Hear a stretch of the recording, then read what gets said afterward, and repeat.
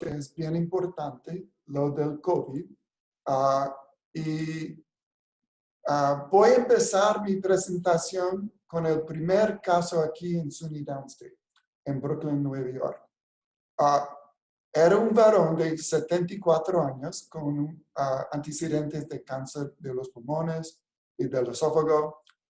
Tenía una resección de del pulmón izquierdo, de la cuerda vocal y del esófago hace 7 años. En esa época también recibió quimioterapia y radioterapia. Fue ingresado en Downstate en febrero de 2020 y tiene una historia también de diabetes, alta presión, enfermedad vascular periférica y fue traído de asilo de ancianos con alteración del estado mental, fiebre, hipotensión y taquicardia. Su presión estaba baja en la sala de emergencia y tenía una taquicardia hasta los 120. Y estaba alterado. Por eso lo intubaron para protección de las vías respiratorias y le dieron un bolo de líquido de 500 mililitros, pero no respondió como quisiéramos. Entonces teníamos que empezar una dosis baja de Levoped. Esa es una medicina especial para subir la presión. Puede ver sus laboratorios, la salud es blanca, eran 10, hematocrito 30, creatinina 2. Empezamos antibióticos, tenía un panel de patógenos respiratorios que fue negativo, pero su prueba de COVID-19 salió positivo. Era nuestro primer caso aquí. Lo pusimos en aislamiento respiratorio y empezamos su tratamiento. Esta es una placa cuando fue admitido en febrero de 2020.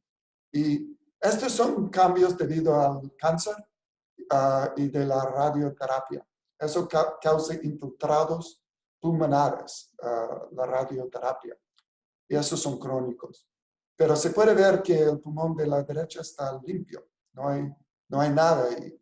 Pero un mes después tiene un infiltrado bastante grande ahí. Entonces, la diagnosis es neumonía. Y en su caso es una neumonía viral. Entonces, vamos a usar este caso para empezar sobre nuestro tópico de coronavirus. ¿Qué es un coronavirus? Los coronavirus y torovirus son dos géneros de virus dentro de la familia de virus Coronaviridae, orden nidovirales. Los coronavirus son patógenos bien establecidos de humanos y animales, mientras torovirus, ellos causan diarrea en animales. Coronavirus causa gripe. Los resfriados que afectan la nariz, esos son muy a menudo, si no sea rinovirus, es coronavirus. Entonces, coronavirus causa ese tipo de infección. Ambos, los torovirus y coronavirus, han sido aislados en heces humanas. De hecho, se puede pasar coronavirus si inhala los heces que llevan la infección. Y también los coronavirus se clasifican en 3 grupos basados en las proteínas. La proteína de la espiga, la S, la membrana, la M, y la nucleocápside, la N. Y 1/3 del genoma codifica 4 proteínas estructurales principales. La S, la envoltura, la E, la nucleocápside, la N, la proteína membrana, la M. Y también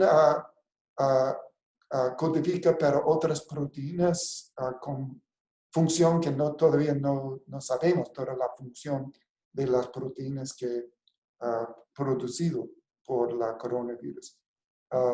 Lo interesante es que el virus usa nuestros sistemas de síntesis de proteínas para hacer subproteínas. Y los coronavirus 229E, NL63 son coronavirus del grupo 1. Esos son los que causan resfriados. Los grupos 2, como HK1 y SARS, se clasifican en el grupo 2. Esos son los que causan neumonía fuerte. Y los coronavirus del grupo 3 se encuentran en especies aviares y no afectan tantos los humanos. COVID-19 es un coronavirus del grupo 2 relacionado con el SARS. Y hablamos un poco de la ciencia del coronavirus.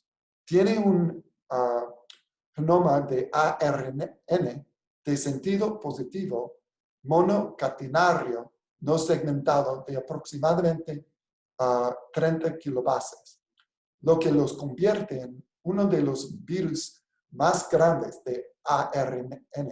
Entonces, es un virus bastante grande.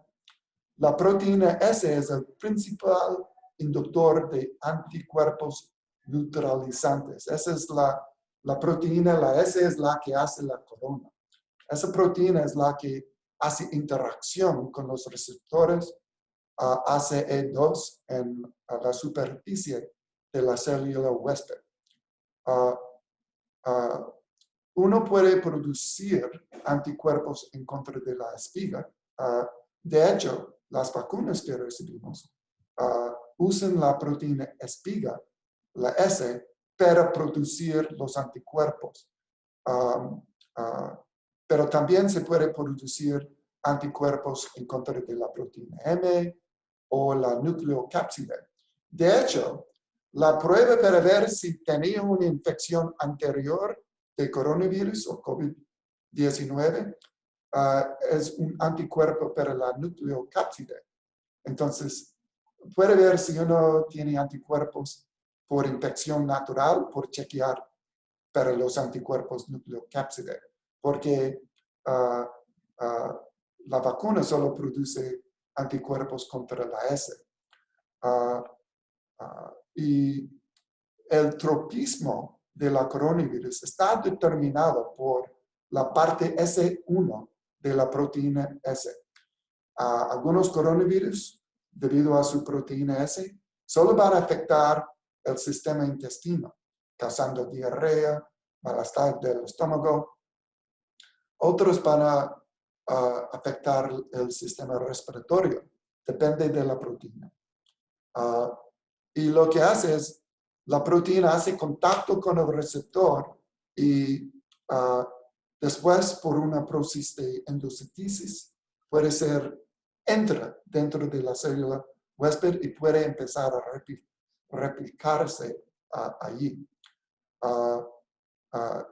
Tiene una ARN polimerasa y que puede empezar a usar su propia maquinaria para reproducirse, hacer más copias del virus.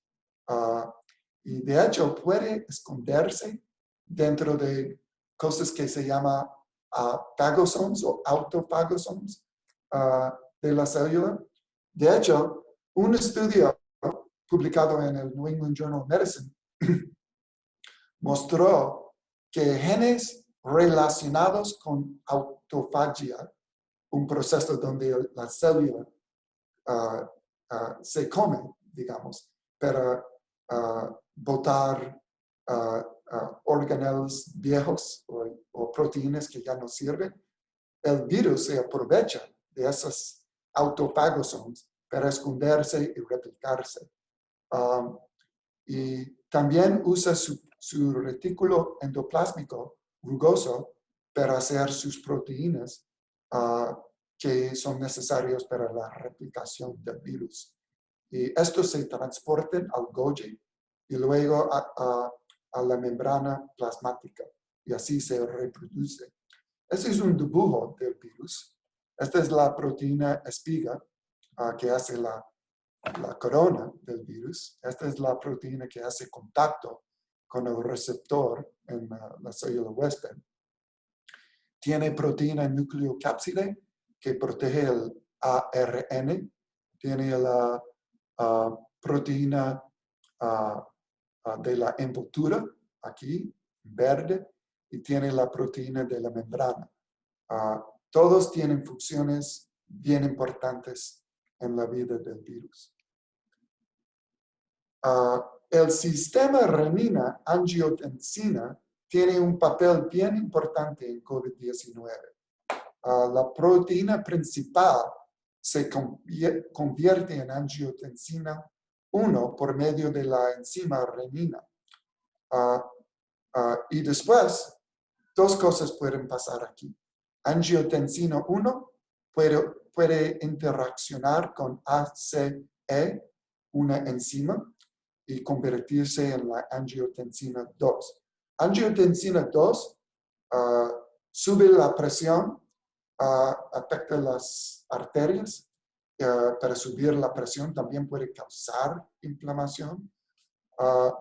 Si angiotensina 1 hace contacto con ACE2, se convierte en angiotensina 1A9. Esos son productos de angiotensina 1 y son antiinflamatorios. De hecho, algunos científicos piensan que la alta inflamación causada por COVID-19 se debe al hecho de que con el tiempo ya no está produciendo esta proteína, porque la ACE2 empieza a disminuirse con el tiempo con la infección, por el daño por las células que llevan la ACE2, por ejemplo, las células del sistema respiratorio. Y perdiendo estas proteínas antiinflamatorias puede provocar una inflamación más fuerte. Este es un dibujo como podemos tácticas o estrategias para prevenir la diseminación de la infección del virus. Esta es la proteína espiga que hace contacto con el receptor ACE2 en la superficie de la célula huésped. Y esta es la parte de la proteína, la S1, que hace contacto.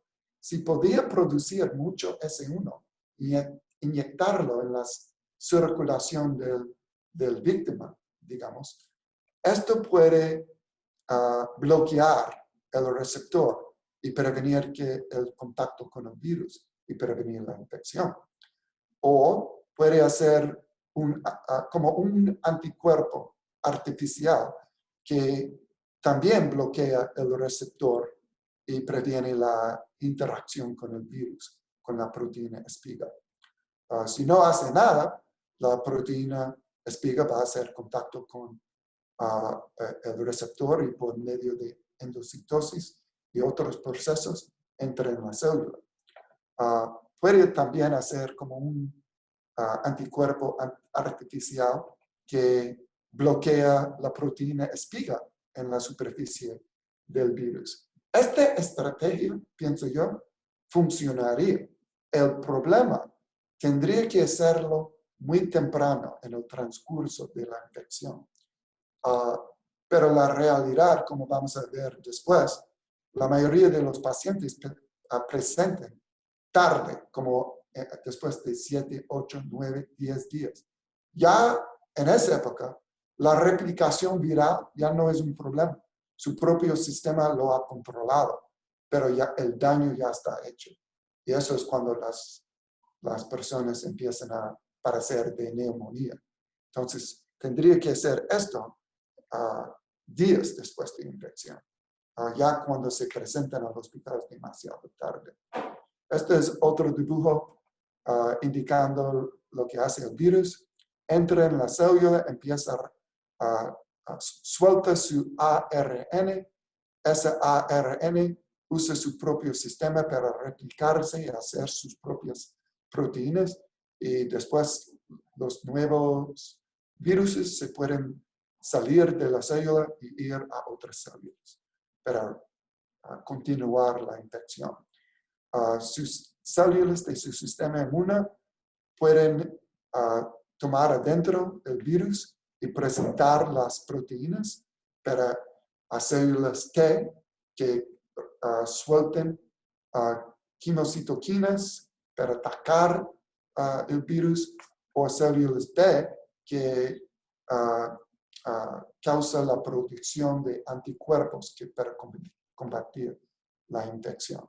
Así es como su sistema combate el virus. Pero una cosa que no mencioné aquí es las células de sus pulmones en sí pueden liberar proteínas que combaten el virus. Por eso no estamos completamente susceptibles a infección. Sus propias células en la superficie de los pulmones, de los pasajes de la nariz, suelten proteínas que nos protegen también. Esa se llama la inmunidad natural. Y es bien importante. No voy a revisar todo esto, hay mucha información aquí.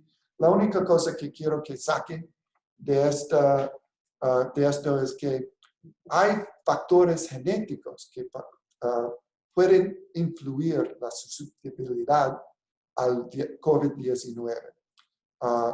En otros virus, la HLA sistema, esas son la proteína que presenta otras proteínas en la superficie de la célula para así activar o no activar el sistema inmune. Ciertas variaciones son relacionadas con protección y otros con susceptibilidad. Entonces, todavía falta mucho que aprender, pero como dije antes, había una publicación en New England Journal of Medicine el año pasado que mostró que el tipo de sangre O protege en contra del COVID-19, porque hallaron un foci en el cromosoma número 9 y ese lugar era para los antígenos de las células rojas. Y también hay otra área en la cromosoma número 4 que confiere susceptibilidad a COVID-19. Y esa en la cromosoma número 4 son proteínas relacionadas con autophagy. Y eso es bien interesante y para los que están interesados creo que es un buen campo de investigación para el futuro. Como ya sabemos que autophagy es bien importante en infecciones de virus y resultó así con COVID-19. Pero todavía falta mucho que saber. Vamos a hablar de la inmunología de COVID-19. Pocos días después de infección, induce anticuerpos del tipo M después de 4 días. Esos duran como 12 semanas. No son de larga duración. Los G, anticuerpos G, esos empiezan solo pocos días después de la M, como 6 días o 7 días. Y esos pueden durar meses, tal vez años. No van a durar para siempre, porque su cuerpo no va a producir proteínas o fabricar proteínas que ya son necesarias. Pero aún si el nivel de sus anticuerpos después de infección con COVID-19 va, tienen las células de memoria tipo B que están ahí por décadas, 20, 30, tal vez para toda la vida. Entonces, la inmunidad va a durar. Y aun si lo coge otra vez, probablemente solo sería un resfriado, no una infección seria para la mayoría de las personas. Y lo que sabemos también es que las células T, CD4, CD8, están demasiado activadas. y tienen alta activación, pero su nivel baja con la infección. Y cuando baja, eso es una indicación bien mala. Eso es un paciente que va a tener un transcurso bien difícil. Y tanto como las células de memoria B, las células de memoria T confieren protección a largo plazo. Ya hemos hablado de la replicación de COVID dentro de las células. Lo interesante es, sabemos que estos coronavirus fabrican proteínas que intervienen con los procesos de combatir infección de sus propias células. Y voy a mostrar esto aquí en este dibujo. Normalmente, una infección de virus,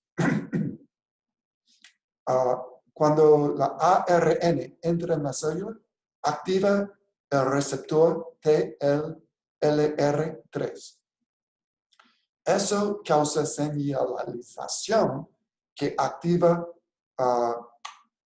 interferon. Eso hace la reacción tremenda en contra del virus. Interferon lo hace sentir enfermo, sube la presión y también activa las células T para matar células que lleven la infección con el virus. Y así empieza a limpiar el virus de su propio cuerpo. Pero en el proceso de matar el virus puede también matar sus propias células, por ejemplo, en los pulmones. Y eso puede ser parte de la neumonía que causa. Entonces, los coronavirus pueden producir proteínas que intervienen con la activación de este factor aquí que induce la activación de interferon. Entonces, es bien complicado lo que puede ser el virus. Debemos hablar un poco esto es un tema bien controversial, los orígenes de la crisis de COVID-19. Al principio la prensa nos dijo que empezaba en un mercado de pescado ahí, o de mariscos ahí en Wuhan, China. Y creo que las autoridades desde el principio supieron que eso no era cierto. Y de hecho, el único laboratorio para estudiar estos tipos de virus en China se encuentra en Wuhan, China, donde empezó la pandemia.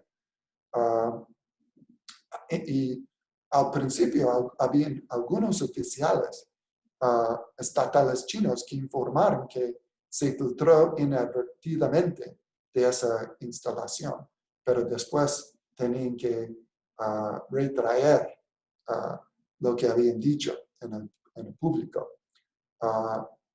Desafortunadamente, la Organización Mundial de la Salud recomendó no restringir los viajes hacia y desde China en esa época, y tal vez eso ayudó a difundirlo por todo el mundo.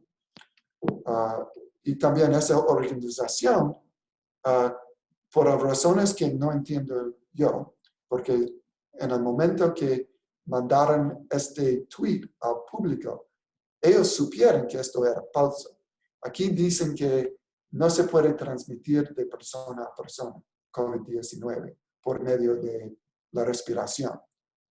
Cuando hicieron este tweet, ellos ya supieron que eso era falso. ¿Por qué lo hicieron? Yo no sé. Pero causó mucho daño. Y este es una foto de un héroe en la historia de COVID-19. Esto se llama el doctor Li Wenliang. Era un oftalmólogo ahí en Wuhan, China. Y él estaba en una red social que se llama WeChat y estaba platicando con sus colegas y empezaron a hablar de una neumonía bien extraña que se veía en el hospital y tal vez esto era una pandemia nueva. Entonces él empezó a advertir a la gente sobre una pandemia nueva que había en Wuhan, China. Y lo que pasó a él es que las autoridades lo llevaron a la estación de policía y tenía que renunciar a lo que había dicho en WeChat. Y después, mientras practicaba como cirujano, se contraía COVID-19 de un paciente y desafortunadamente falleció debido a esta enfermedad. Pero su muerte, creo, tenía un impacto tremendo porque advirtió al mundo a la amenaza que esto presentaba. Y este es un diagrama de la transmisión inicial de COVID-19. Entonces, se habían dicho que empezaba en un mercado de mariscos y eso no es cierto. Los primeros casos de COVID-19, esto aquí indica no tiene que ver con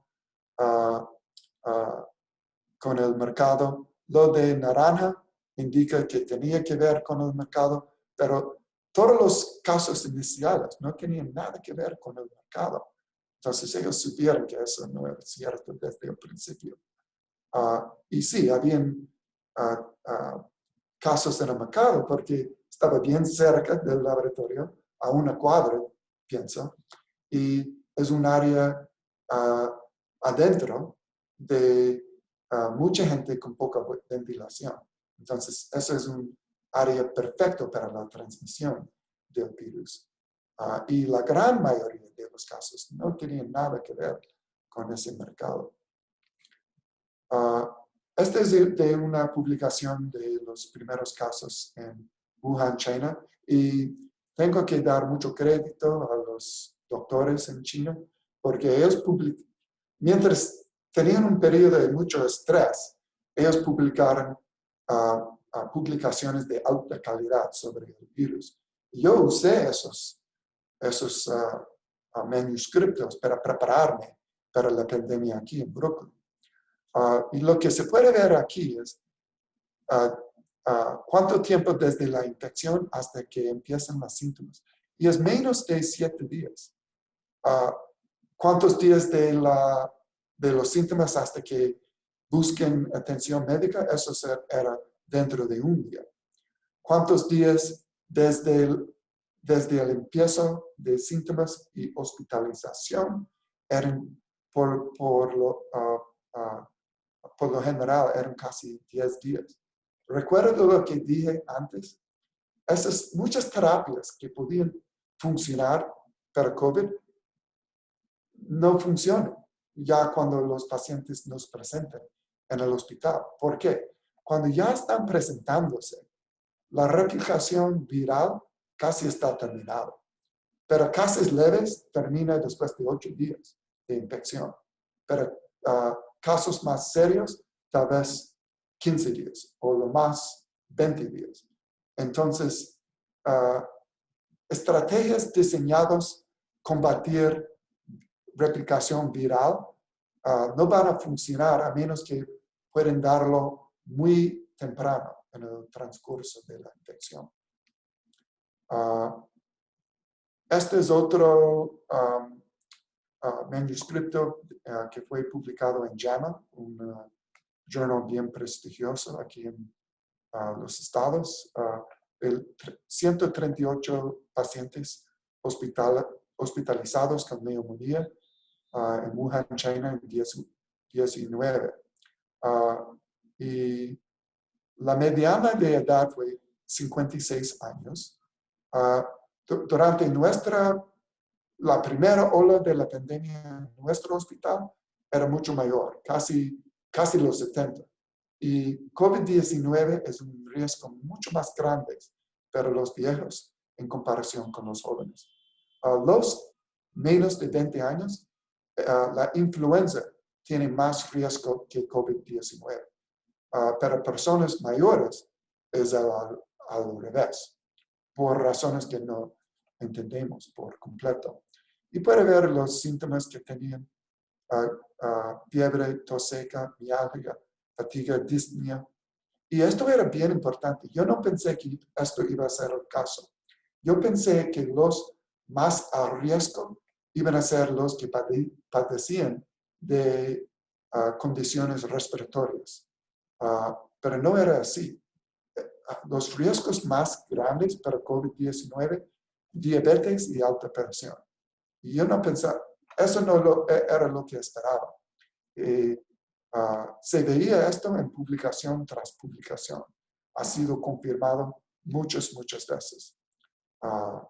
Y por lo general, los que fueron admitidos se quedaron en el hospital por 10 días. Pero yo he cuidado a personas que duraron 90 días dentro del hospital en una máquina de ventilación. Esta enfermedad puede, como ya sabemos, tiene efectos bien serios. ¿Cuáles fueron algunos de los riesgos principales? Comparando los que fueron admitidos a la sala general del hospital o los que se fueron a la unidad de cuidado intensivo. Edad, los más viejos eran más al riesgo de casos más serios. Diabetes, alta presión, síntomas como disnea, dolor de cuerpo, mareo, dolor abdominal, anorexia. Todos esos indicaron un caso más serio. Cuando se trataba de los análisis de la sangre del laboratorio, alta células blancas, bajas células linfocitas, y tengo que hablar de procalcitonia. Esa es una proteína que se desata cuando uno tiene una infección o neumonía. Normalmente solo las infecciones de bacteria causan una elevación. Pero nosotros vimos que con COVID-19 esto se aumentó y predecía el riesgo de fallecimiento y de casos más serios. Y nosotros vimos esto aquí en Downstate. Cuando hicimos nuestro análisis, el análisis de la sangre más importante era procalcitonia. Y este estudio también halló que era importante. Ustedes ya han oído hablar de PCR o cadena de reacción polimerasa. Esa es la prueba que se usa para detectar el virus, la ARN del virus. Pero uno tiene que tener experiencia con esta prueba para hacerlo bien. Y al principio había muchos problemas. Un día una persona, y se ve esto en esta presentación aquí. Ellos chequearon los que fueron infectados con COVID-19 y algunos un día fueron positivos, otro día negativos, otro día positivos. Entonces la prueba no era muy buena al principio. Pero tengo que decir que lo han mejorado bastante. Y puede recibir respuestas más consistentes ahora. Entonces, mucho mejor que al principio. Y hoy día yo confío más en esta prueba. Antes, si yo sospechaba la infección y esta prueba de PCR era negativa, yo confiaba en mi pensamiento diagnóstico más que la prueba. Pero hoy día la prueba es mucho mejor. Otros laboratorios que pueden indicar un pronóstico más grave, como dije antes, células blancas, neutrofilias, las más altas, el mayor riesgo de fallecimiento. Los linfocitos, siendo bajas, tienen más riesgo de fallecer. Y esto se llama D-dimer, es una medida de productos de coágulos. Y estos pacientes infectados con COVID-19 tienen muchos coágulos. Y si este laboratorio se subía, indicaba un pronóstico más serio. Y la función renal era muy importante. Lo que pasó aquí en nuestros hospitales era pésimo. Todo el hospital estaba lleno con pacientes con neumonía bien serio. Y muchos empezaron a tener problemas con los riñones. A veces habían tantos pacientes padeciendo de los riñones que no podía dar diálisis a todos los pacientes que lo necesitaron. Entonces, función renal era un pronóstico bien importante en COVID-19. Y esto se ve aquí. Los que no sobrevivieron tenían los análisis de sangre de mala función bien altos en la sangre. Este era un estudio hecho allí en Wuhan, China, de citocinas en la plasma de COVID-19.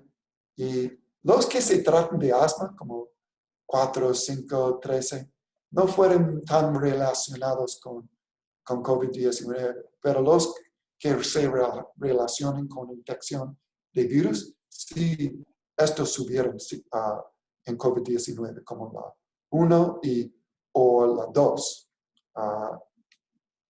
Cuando se trataba de quimiosinas en plasma, otra vez, los relacionados con el asma, como iotaxin o Rantes, no eran elevados en COVID-19, pero los relacionados con infección de virus, como interferon gamma, sí, esto fue elevado en la infección, como habíamos esperado. Ahora voy a hablar sobre las características radiográficas. Y lo que se puede ver aquí es un CAT scan de un paciente que padece de COVID-19. Y lo que se ve aquí son infiltrados pulmonares difusos por todos los pulmones. Y lo que se ve aquí es agua. Eso es lo que causa lo blanco o lo gris del CAT scan. Y ese agua interviene con la absorción de oxígeno en los pacientes. Y por eso muchos de los pacientes necesitan ayuda por medio de una máquina. Y desafortunadamente, la reparación de los pulmones para muchos pacientes nunca ocurre. El daño hecho por COVID-19 en muchos pacientes o en demasiados pacientes es tan grande que no se puede recuperar. Para reparar el daño, su propio sistema tiene que reproducir células. Y esas células tienen que caminar, digamos, a las áreas dañadas y reponer las células que ya han muerto. Y jóvenes pueden hacer eso. Por eso los jóvenes se recuperan más fácilmente de COVID-19. Si uno es mayor de edad, esos procesos no funcionan. La reparación no funciona como debe y es bien difícil. Nosotros aquí teníamos a una paciente. Ella solo tenía 51 años y el daño fue tan tremendo y no iba a repararse. Ya tenía cicatrices por todos los pulmones. Entonces, la mandamos a otro hospital donde ella recibió un trasplante de pulmón. Esta es una radiografía del tórax y lo que se ve aquí otra vez, infiltrados pulmonares difusos. Y hemos visto esto muy frecuentemente en el último año.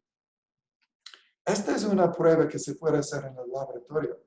Esto es un frasco de células del sistema respiratorio, epithelial cells, y aquí todas las células están vivas y están cubriendo toda la superficie del frasco.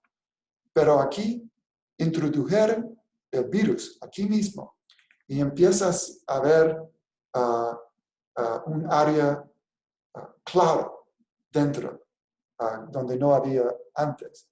Esto de lo claro es donde el virus ha matado las células. Y así puede ver si un virus es más peligroso que otros virus. Y algunos piensan que ese era el tipo de investigación científica que estaban haciendo ahí en ese laboratorio. Estaban escogiendo virus que por procesos naturales desarrollaron mutaciones que lo hicieran más letales. Y se puede ver porque si está matando las células aquí, van a matar las células cuando infectan a un ser humano.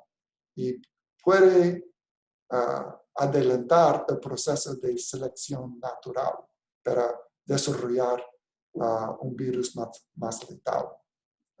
Eso se llama gain of function experimentos. Esta es una microscopía electrónica de COVID-19.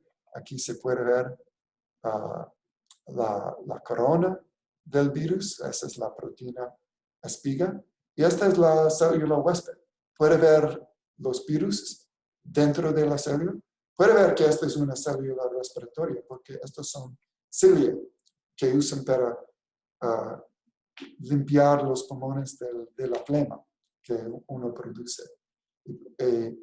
Puede ver que hay virus dentro de estas células y liberados de estas células. Y así se transmite la infección. Esto es obvio. Los pacientes, las complicaciones de COVID en la unidad de cuidado intensivo, taquicardia, problemas con la función de los riñones, choque.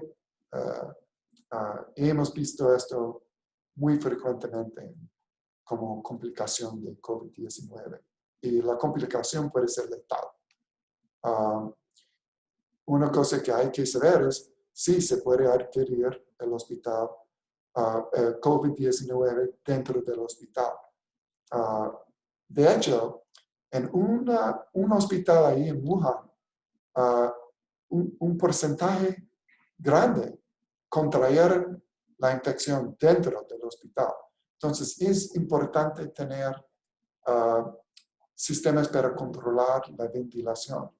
COVID-19 es bien difícil contraerlo afuera, porque hay tanto aire que se difunde y el riesgo es bien bajo afuera. Pero adentro, sí. Y no importa 6 pies, 12 pies, 30 pies, porque si uno tiene COVID-19 y exhala el virus en el ambiente, va a defenderse por medio de la sala así de rápido. Entonces, pensando que está protegido, que está a 3 metros en vez de 6 pies, eso es mentira. Los partículas viajan tan rápido en el aire que eso no lo va a proteger. Tienen que cambiar el aire en la sala muy frecuentemente y así se protege. O si fuera a abrir las ventanas y dejar el aire escaparse y así mejorando la ventilación es la mejor manera de protegerse adentro. Pero muchos pacientes, muchas personas contrayeron el virus dentro del hospital en este estudio. Esto indica la distribución hospitalaria por edad y lo que se puede ver aquí es si uno era mayor de 65 años, el riesgo de ser hospitalizado en unidad de cuidado intensivo era más grande. Y ya sabemos eso. En los 80 están más a riesgo de los que en los 70 y los en 70 están a más riesgo de los en los 60. La edad es tal vez el factor más importante en esta infección y publicación tras publicación ha mostrado esto. No voy a revisar esto. Voy a hablar un poco de terapias, pero muy en breve. Ya cuando lleguen al hospital, lo que nosotros hacemos aquí en los estados, damos remdesivir. Eso bloquea la síntesis de la ARN. Es demasiado tarde. Porque replicación de la ARN ya no es un problema cuando se presenta en el hospital. Es demasiado tarde. Entonces, remdesivir, si fuera a darlo un día o 2 días después de la infección, tal vez trabajaría, pero ya cuando se presenta en el hospital, por lo general ya no funciona. Nosotros damos esteroides basados en algunos estudios. Yo no pienso que funcione. Nosotros damos, ¿cómo se llama? Tocilizumab, un anticuerpo en contra de la citosina IL-6. Yo no pienso que funcione. Ya cuando lleguen al hospital, es apoyo médico, apoyo de la máquina de ventilación y la ayuda de poderes más potentes, digamos. Porque todas las estrategias que combaten la replicación viral tienen que ocurrir días después de la infección para hacer una diferencia. Y aún nosotros dimos plasma con anticuerpos de pacientes que habían recuperado. Si fuera a dar eso en los primeros días después de infección, eso funcionaría. Pero la realidad es, cuando ya los pacientes llegan al hospital, su plasma tiene bastantes anticuerpos como plasma que quiere donar. Entonces, como dije antes, está haciendo la M en 4 días, la G, inmunoglobina, en 6 días. Y la mayoría de los pacientes presentan de 8, 9 días. Entonces ya tienen anticuerpos. Entonces, dándole los anticuerpos tan tarde no va a hacer una diferencia. Pero sí hay anticuerpos que nosotros podemos inyectar, anticuerpos monoclonos, que pueden inyectar pocos días después de contraer la infección. Eso sí funciona. Pero las otras terapias, yo dudo que funcionen. La única cosa que quiero mostrar de aquí es lo de la edad. Este es un estudio de una unidad de cuidado intensivo ahí en Wuhan, China. Y se puede ver en los 70, solo uno sobrevivía de 8 pacientes. En los 60, 6 de 17. En los 50, 4 de 13. En los 40, 3 de 6. Entonces, la edad importa mucho. Esto muestra que la transmisión de infección ocurre cuando uno no tiene síntomas. Ese es el problema con COVID-19. Había una mujer de China que asistía a una reunión de negocios en Alemania. Y después, ella no tenía síntomas, pero después volvió a China y cuando llegó en China empezó a tener síntomas y la prueba era positiva. Ella tenía contacto con paciente número 1, que tenía contacto con paciente número 2, que estaban en estas reuniones. Pero paciente número 3 y número 4 no asistían a la reunión, pero ellos contrajeron la enfermedad después de personas que ya no tenían síntomas. Ellos desarrollaron síntomas muchos días después. Y ya cuando desarrollaron síntomas ya era demasiado tarde. Entonces, dicen que el periodo más infeccioso es exactamente antes de que empiece a tener síntomas. Ese es un gran problema. No voy a revisar esto.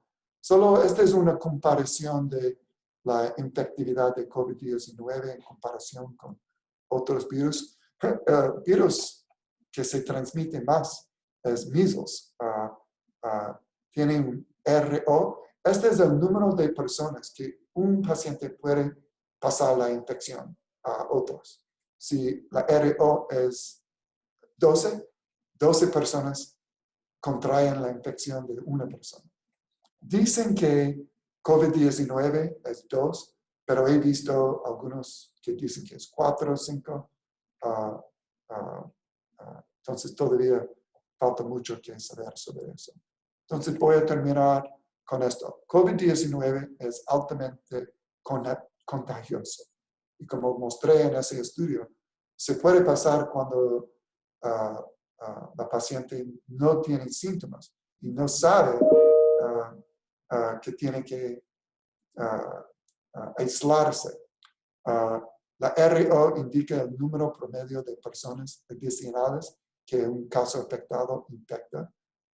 Dicen que COVID-19 es 2.2, pero he visto otras opiniones que dicen que es mucho más alto.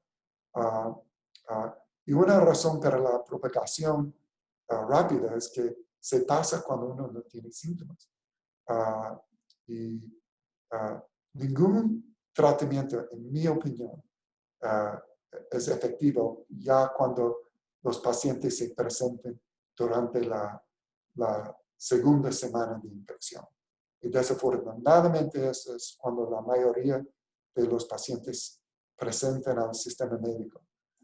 Si fueran a presentarse durante la primera semana, usted puede darle anticuerpos monoclonos, que eso sí funcionan. O tal vez remdesivir en la primera semana. El único problema con remdesivir es que tiene que darlo por suero. Eso no es muy conveniente. Si uno necesita cuidado intensivo, el pronóstico puede ser bien difícil, particularmente para los de edad. En los estados, los en los 70 que necesitan una máquina de respiración, solo 14% sobreviven. Entonces tiene alta mortalidad en los que necesiten cuidado intensivo. Lo que pasó con nuestro caso salió positivo de COVID-19. Inicialmente se recuperó, fue extubado y trasladado a medicina general, pero desafortunadamente su estado mental nunca mejoró y un día fue encontrado en paro cardíaco y no podía ser resucitado. Y los que venían de asilos de ancianos, la mortalidad en ese grupo era bien alto aquí. Entonces voy a pararme aquí y estoy listo para contestar cualquier pregunta.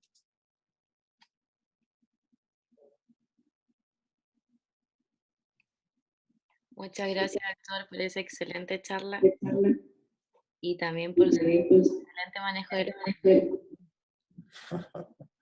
Entonces, ahora vamos a hacer algunas preguntas que estaban en la inscripción a la charla. Por ejemplo, la primera dice, ¿cómo ve el futuro en relación a la pandemia del SARS-CoV-2? El futuro de la pandemia de COVID,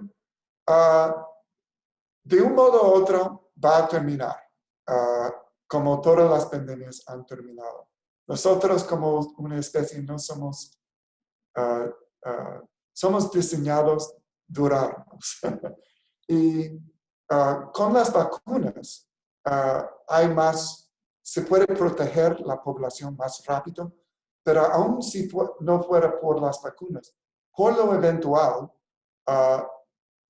la inmunidad natural pondría fin a la pandemia. La pandemia necesita víctimas para propagarse.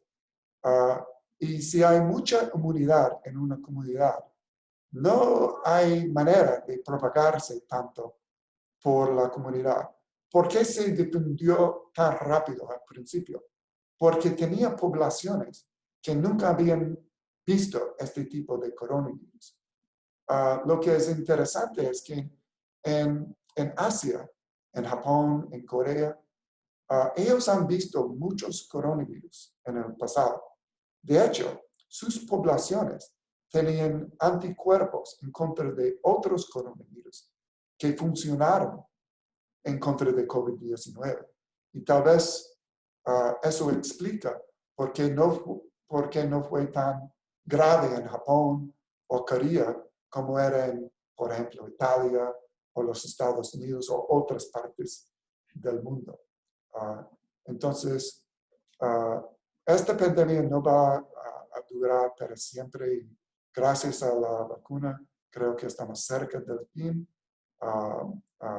Y espero que aprendamos mucho para desarrollar tratamientos más eficaces en el futuro. Pero para mí me frustra como doctor no tener armas para usar para combatir esta infección. La única cosa que puedo hacer es apoyar al paciente cuando ya está gravemente enfermo. Muchas gracias. También una pregunta que se repitió bastante y que podemos acompañarla quizás con otra de las preguntas también. Dice, ¿cómo es la visión del municipio de Nueva York con respecto al COVID-19? Y que quisiera que nos hablara un poco sobre el uso de no mascarilla y quizás su opinión sobre el uso de permitir la circulación sin mascarilla.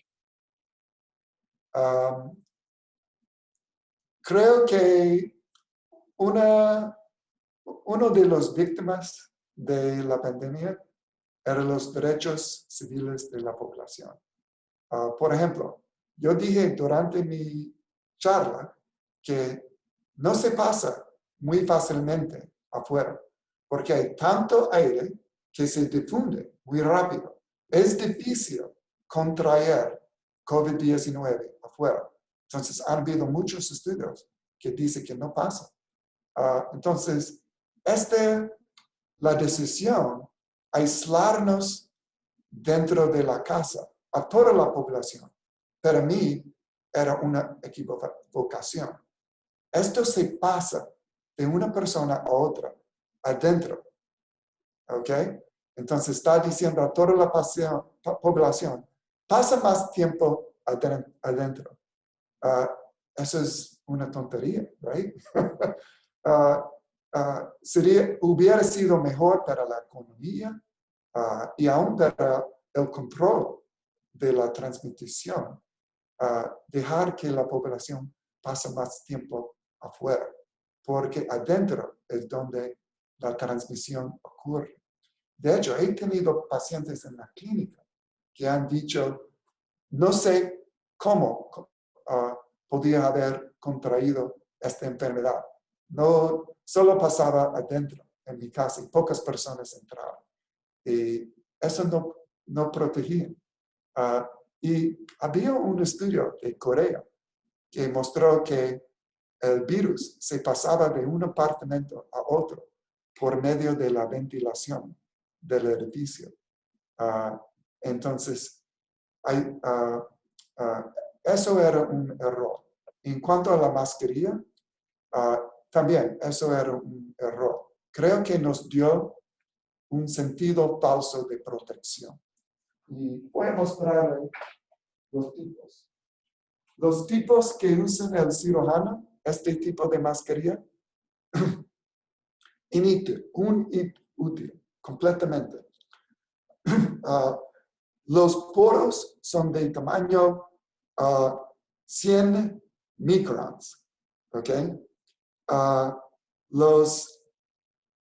Las partículas que llevan COVID-19 en el aire son 1000 veces más chiquitos que los poros de esta mascarilla. Estudios que han investigado el uso de mascarilla para influenza no mostraron protección, pero COVID-19 no mostraron protección. Las mascarillas de N95, tal vez eso sí, pueden ofrecer alguna, pero no completa protección en contra de COVID-19. Creo que para mí, lo mejor para protegerse, pasar tiempo adentro y mejorar la ventilación del cuarto donde está. Abrir las ventanas. Si hay mucho aire pasando adentro y afuera del cuarto, si cambia la ventilación del cuarto, va a protegerse. Si el aire se estanca dentro de una sala, no va a protegerse. Y no importa 6 pies, 12 pies, o 1 metro, 5 metros, si comparte el mismo aire, no está protegido. Ok. También se ha hablado bastante sobre, bueno, como llegó la variante Delta a nuestro país hace poco, entonces también hay preguntas con respecto a eso, sobre qué piensa usted que se espera de la variante Delta y la efectividad, por ejemplo, de la vacuna Sinovac frente a esta. Según las autoridades, es más infecciosa que otros tipos, pero si uno tiene inmunidad natural, si uno tiene inmunidad por vacuna, uno también está protegido de esta variante. Entonces, creo yo que nosotros, ya teniendo inmunidad, podemos vivir nuestras vidas. Y como cualquier cosa en la vida, entra la política, aún en áreas donde no debe entrar. Y hay algunos que prefieren controlar la población y restringir su capacidad para salir, para abrir negocios. ¿Por qué? No sé. Pero creo que algunos están usando el temor por razones que no entiendo. Según todos los datos que he visto, la inmunidad natural o por vacuna funciona en contra de esta variante. Y si eso sea el caso, nosotros debemos vivir nuestras vidas. Muchas gracias. Y ya nos quedaría, me parece que la última. Y aquí preguntan, bueno, además de lo que ya ha respondido hasta ahora, pero en resumen, ¿cree que existe alguna medida efectiva en Nueva York que debiese ser tomada en Chile y que conlleve así un mejor manejo de la población o una mejoría en cuanto a la muerte, a las muertes o contagiados se refiere?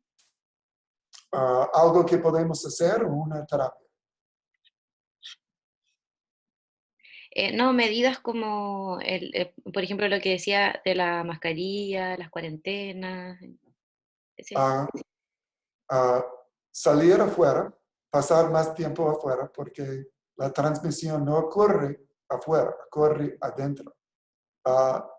Y la otra cosa que sería bien importante, aumentar la ventilación de los cuartos adentro. Esto se pasa por el aire, por aerosols. Si uno está en un cuarto de poca ventilación y una persona o un caso índice está en ese cuarto, lo que ellos emiten va a quedarse en el aire por mucho, mucho tiempo. Y si usted entra en ese cuarto, aun si está 10 metros lejos del caso índice, si está en el aire y si usted pasa bastante tiempo ahí, se puede contraer. ¿Cómo podemos proteger mejor a la población? Mejorar la ventilación, los cambios de aire dentro del cuarto. Cuando usted está en un cuarto, parece que todo está estable o estático, pero el aire está cambiando. Se recomiendan las autoridades que bajo circunstancias normales, el aire dentro de todo el aire, el volumen de aire del gas, debe cambiarse 6 veces en 1 hora. Y eso previene que el nivel de carbono dióxido suba. Y también, si fuéramos a aumentar eso, bajaría el riesgo de contraer COVID-19. Voy a dar un ejemplo. Porque ellos nos dicen, no sé en Chile, pero aquí nos han dicho 6 pies de distancia, debe mantenerse siempre. Había un viaje de bus en China, un índice en ese bus, y habían como 70 pasajeros en el bus. De un paciente, como 16 contrajeron COVID-19 de un caso, en un viaje de 2 horas. La distancia del paciente no tenía nada que ver con la infección. Los que se sentaban junto a él, o si estaba 3 metros de él, no importaba. Porque el virus se circula tan rápido dentro del aire que la única manera de protegerse es usar una mascarilla 95 o más, 99, y también hay más mascarillas que tienen sus propios sistemas de ventilación. Esto sí protegería, pero no es conveniente. Pero otra manera de protegerse sería aumentar la ventilación. Y creo que ese fue un problema en el sistema de salud. Los pacientes al principio, no sé en Chile, pero aquí las salas de emergencias están llenísimas, siempre. Hay pacientes, los pacientes bajo tratamiento son como sardinas en una lata. Y eso ayudó la transmisión del virus, porque había tantas personas en tan poco espacio. Entonces, tenemos que pensar cómo podemos evitar eso en el futuro. Desarrollar métodos para cambiar la ventilación más a menudo por hora, o maneras de no congregar tantas personas enfermas juntas en una sala de emergencia. Porque pienso yo que ese era un gran problema de COVID-19, la transmisión de la enfermedad dentro de nuestras facilidades médicas. Y mantener también las medidas, ¿o no? De lavado de manos, una respiración. La mejor manera de protegerse es vacunarse. Hay riesgos a la vacuna, pero en mi opinión, los beneficios son más grandes que los riesgos. Entonces, yo recomiendo a todos que se vacunen, a excepción de los jóvenes. Personas, por ejemplo, menos de 15 años, creo, para mí, esa población casi no tiene ningún riesgo de COVID-19. Influenza es más fatal que COVID-19 para esa población.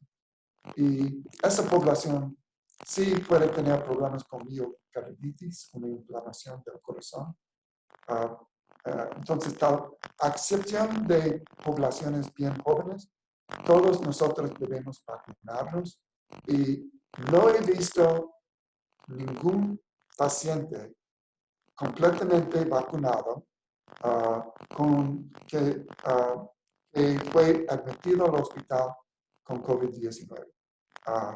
Los únicos que he visto tenían HIV o estaban recibiendo medicamentos para oprimir el sistema inmune porque tenían un trasplante. Además de eso,